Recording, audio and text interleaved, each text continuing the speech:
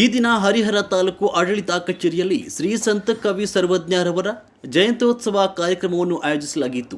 ಈ ಒಂದು ಕಾರ್ಯಕ್ರಮದಲ್ಲಿ ಮಾನ್ಯ ತಾಲೂಕು ದಂಡಾಧಿಕಾರಿಗಳಾದಂತಹ ಶ್ರೀ ಗುರು ಬಸವರಾಜ್ ಅವರು ಮಾತನಾಡಿ, ಸರ್ವಜ್ಞರು ಮಹಾನ್ ಕವಿಗಳಾಗಿದ್ದರು. ಅವರು ರಚಿಸಿದ ಪದ್ಯಗಳು ಇಂದಿಗೂ ಜನಪ್ರಿಯತೆಯನ್ನು ಪಡೆದುಕೊಂಡಿದೆ. ಹಾಗೂ ಸರ್ವಜ್ಞರು, ಪುರಂದರದಾಸರು ಹಾಗೂ ಬಸವಣ್ಣನವರ ಪ್ರೀತಿ ಸಮಾಜ ಸುಧಾರಣೆಯಲ್ಲಿ ಇರುವಂತಹ ಅಂಕುಡೊಂಕುಗಳನ್ನು ತಿದ್ದುವ ಕೆಲಸವನ್ನು ಮಾಡಿದರು. ಇವರ ಪದ್ಯಗಳು, ಕವನಗಳನ್ನು ನಮ್ಮ ಮುಂದಿನ ಯುವ ಪೀಳಿಗೆ ಅರ್ಥೈಸಿಕೊಳ್ಬೇಕು ಹಾಗೂ ತಿಳಿದುಕೊಂಡು ತಮ್ಮ ಜೀವನದಲ್ಲಿ ಅವುಗಳನ್ನು ಅಳವಡಿಸಿಕೊಳ್ಳುವಂತಾಗಬೇಕು. ಹಾಗೂ ಶಾಲೆಯ ಪಠ್ಯಪುಸ್ತಕದಲ್ಲೂ ಸಹ ಸರ್ವಜ್ಞರ, ಕನಕದಾಸರ, ಪುರಂದರದಾಸರ, ಬಸವಣ್ಣನವರ ಕವನಗಳು, ಪದ್ಯಗಳನ್ನು ಪ್ರಕಟಿಸಿ ಮಕ್ಕಳಿಗೆ ಅವುಗಳನ್ನು ಓದುವ, ಕಲಿಯುವ ಅಭ್ಯಾಸವನ್ನು ನೀಡುವಂತೆ ಪ್ರೇರೇಪಿಸಬೇಕು.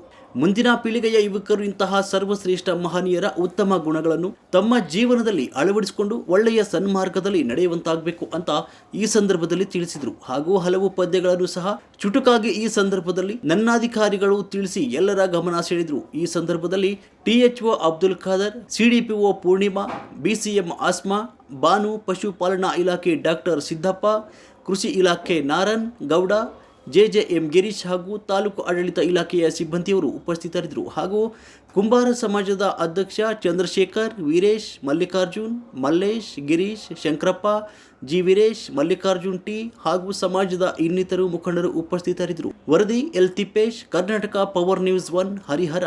ಕುಂಬಾರ ಶಾಲೆಯಲ್ಲಿ ಇಂಬಿಯ ಕಾಳೆ ಮಾಳೆಯಲ್ಲಿ ಬಸವರಸ ಹಿಂಬಿಟ್ಟ ಎನ್ನುವ ಸರ್ವಜ್ಞ.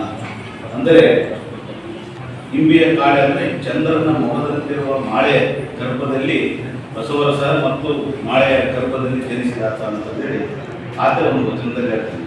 ಆದರೆ ಎಲ್ಲೋ ಒಂದು ಕಡೆಗೆ ಆತನನ್ನು ಸಮಾಜ ದೂಷಣೆ ಮಾಡಿ ಆತನಿಗೆ ಕೊಡಬೇಕಾಗಿರ್ತಕ್ಕಂಥ ಸ್ಥಾನಮಾನ ಗೌರವಗಳನ್ನು ಕೊಡದೆ ಹೋದಾಗ ಕೂಡ ಒಂದು ವಚನ, ಒಂದು ಪದ್ಯದಲ್ಲಿ ಹೇಳ್ತಾರೆ, ಸಾಮಾಜಿಕ ಜೀವನದಲ್ಲಿ ಒಂದು ಕುಟುಂಬ ಹೇಗಿರಬೇಕು, ತಂದೆ ಹೇಗಿರಬೇಕು, ಗುರು ಹೇಗಿರಬೇಕು, ತಾಯಿ ಹೇಗಿರಬೇಕು, ಹೆಂಡತಿಯೂ ಹೇಗಿರಬೇಕು, ಗಂಡ ಹೇಗಿರಬೇಕು ಅಂತಂದೇಳಿ ಚಿಕ್ಕ ಚಿಕ್ಕ ಒಂದು ವಚನಗಳ ಮೂಲಕ ಮಾರ್ಮಿಕವಾಗಿ ಮತ್ತು ಅರ್ಥಗರ್ಭಿತವಾಗಿ ಅವರ ಸಾಹಿತ್ಯವನ್ನು ನೋಡಿದರು.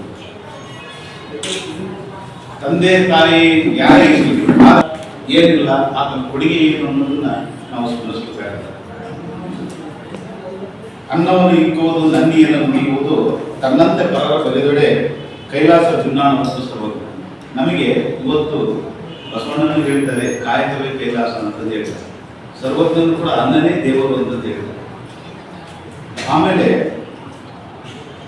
ಯಾವುದನ್ನ ನಾವು ದಿನನಿತ್ಯದಲ್ಲಿ ಜಂಜಾಟಗಳಲ್ಲಿ, ಬದುಕಿನ ಜಂಜಾಟದಲ್ಲಿ ಸಾಮರಸ್ಯವನ್ನ ಕಳೆದುಕೊಂಡು ಜೀವನ ಹೇಗೆ ನಿರ್ವಹಣೆ ಮಾಡ್ತೀವಿ ಅಂತಂದೇಳಿ ಅದನ್ನ ಮಾರ್ಮಿಕವಾಗಿ ಅತ್ಯಂತ ಸೂಕ್ಷ್ಮಮತಿಯಿಂದ ಅವತನ ವಚನಗಳಲ್ಲಿ ನಾವು ಕಾಣಬಹುದು.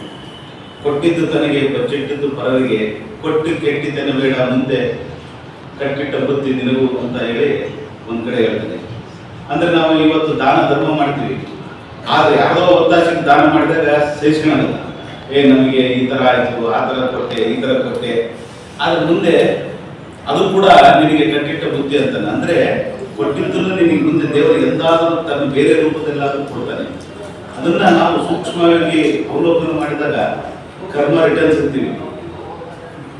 ಭಗವದ್ಗೀತೆಯಲ್ಲಿ ಹೇಳಿದ್ದು ಅದೇ, ಇಂದು ಯಾರದ್ದಾಗಿದ್ದು ನಾಳೆ ಇನ್ಯಾರದ್ದು ಆಗಲಿದೆ, ರೋಧಿಸಲು ನೀನೇಕೆ ರೋಧಿಸುತ್ತೀವಿ, ರೋಧಿಸಲು ನೀನು ಬೆಳೆಸಿಕೊಂಡಿದ್ದಾದರೂ ಏನು, ನೀನೇನೇ ಪಡೆದಿದ್ದರೆ ಅದು ಇಲ್ಲಿದ್ದಲೇ ಪಡೆದಿರುವೆ, ಪರಿವರ್ತನೆ ಜಗದ ನಿಯಮ. ಅಂದ್ರೆ ಆ ಭಗವದ್ಗೀತೆಯ ಸಾರವನ್ನು ಕೂಡ ಆಳವಾಗಿ ನೋಡಿದಂದ್ರೆ ಸರ್ವಜ್ಞ ವಚನಗಳಲ್ಲಿ ಕೂಡ ಆ ಭಗವದ್ಗೀತೆಯ ಸಾರ ಅಂಶಗಳು ಕೂಡ ಆತನ ವಚನಗಳನ್ನು ಕಾಡ್ತವೆ.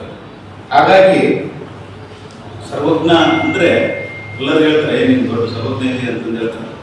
ಅಂದ್ರೆ ಎಲ್ಲವನ್ನೂ ಆತ ಬಲ್ಲವನಾಗಿರ್ತಾನೆ.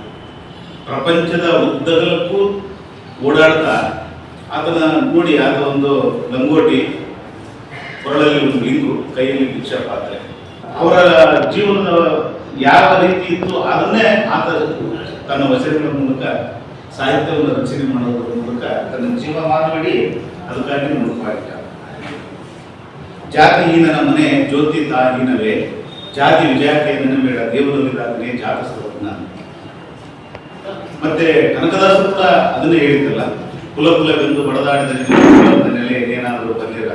ಹಾಗೆ ಬಸವಣ್ಣನು ಕೂಡ ಅದನ್ನೇ ಹೇಳಿದ್ದಾರೆ, ಇವನಾರವ ಎಂದೆನಿಸಿದರೆ ಇವ ನಮ್ಮ ನೆರಮನೆಯ ದುಃಖಕ್ಕೆ ಅಳು ಕೂಡಲ ಸಂಗಮ ದೇವ.